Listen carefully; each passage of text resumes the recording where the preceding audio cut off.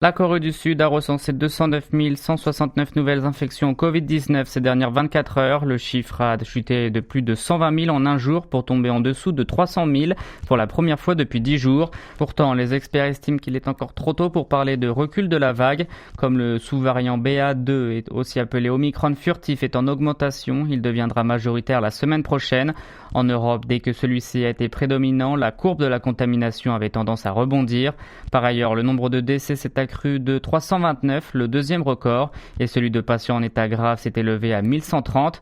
Les deux chiffres devraient atteindre leur pic respectif dans 2 ou 3 semaines, une situation qui laisse craindre une pénurie de lits et d'effectifs médicaux. À présent, 69% des lits de réanimation sont occupés.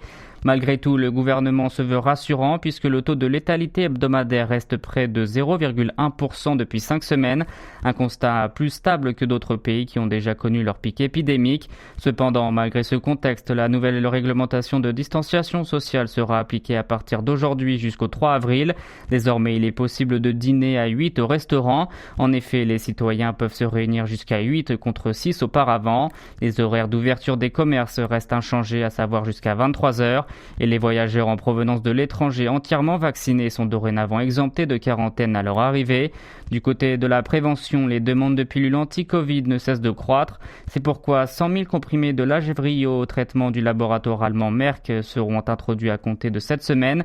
Quant à Paxlovid, 95 000 cachets seront livrés le mois prochain.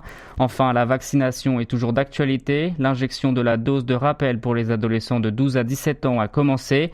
Les autorités sanitaires ont également recommandé l'administration pour les individus à haut risque.